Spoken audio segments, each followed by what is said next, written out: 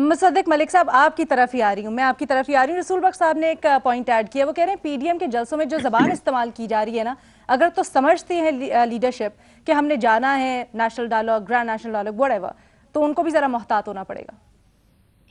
देखिए, सबसे पहली बात तो ये है कि जमहूरियत है क्या।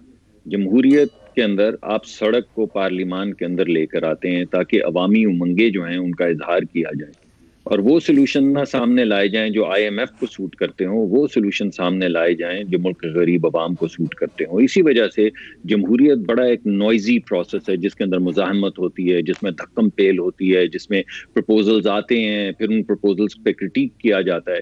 और जो इदारे भी बनाए गए हैं, मसलन पार्लिमानी कमेटियां हैं, पार्लिमान है, उनका मकसद यही होता है। अब इस बात को, ये तमाम जो मैंने मुकदमा आपके सामने रखा है, इसको आगे बढ़ाने के 3 तरीकाकार होते हैं और तीनों आईनी हैं।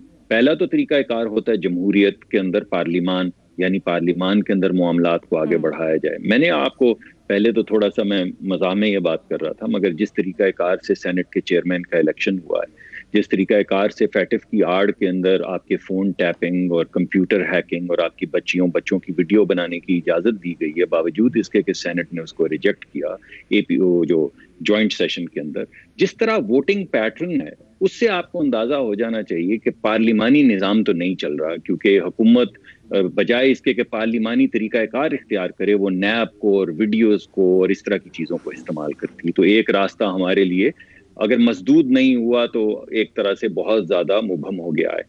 दूसरा जो तरीकाकार होता है कि अगर मुल्क के अंदर कोई वाकई इमरजेंसी हो, जैसा कि आप अभी जिक्र किया जा रहा था, तो एक ऑल पार्टी कॉन्फ्रेंस की जाती है, जैसे पहले भी होती रही है, जिसमें अपोजिशन भी आती है, जिसमें हुकूमत भी बैठती है। अब उसके अंदर रवैया इमरान खान साहब का ये है कि मुल्क में जब जंग हो गई कश्मीर पे, तो उन्होंने chief of the army staff को भेज दिया और कहा कि मैं इनके साथ नहीं बैठूंगा, मैं इनसे बात नहीं करूंगा। फिर जब ये गिलगित बल्तिस्तान का मामला हुआ, जिसकी जो आईनी तरामीम है उनका असर कश्मीर पे भी पड़ेगा, तो उन्होंने कहा कि मैं ये बात नहीं करूंगा, वो भी chief of the army staff ही करेंगे। जब तीसरा मामला हुआ ये कोरोना वायरस का, तो उन्होंने कहा कि स्पीकर साहब बात करेंगे, मैं नहीं करूंगा। मगर उसी दिन सुबह उन्होंने तकरीर कर दी कि असल में ये एनआरओ मांगना चाहते हैं, यानी कोई भी अगर पार्टी एनआरओ नहीं चाहती तो उसको इस डायलॉग में शिरकत नहीं करनी चाहिए। तो हमें यह लगा कि वो जो दूसरा रास्ता जमहूरी निजाम में होता है पार्लिमान के अंदर, वो जो एपीसी का, वो भी खत्म, ऑल पार्टी कॉन्फ्रेंस भी खत्म होगी।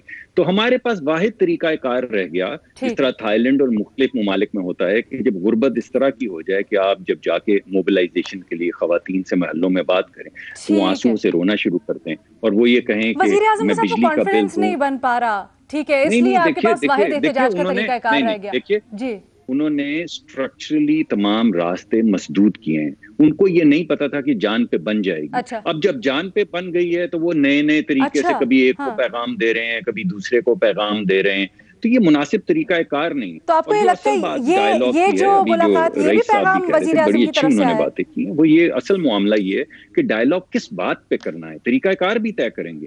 हमारा मौक़िफ़ ये है कि जो हमारे आज तक जो अब्यूज आई है, वो सिस्टमैटिक अब्यूज जो आई है, वो आइन को पामाल करने पे आई है। यानी आइनी तरीकाकार पे कोई भी शख्स या कोई भी इदारा या कोई भी पार्लियामान ना चले, इस वजह से हमारे मुल्क में गुर्बत और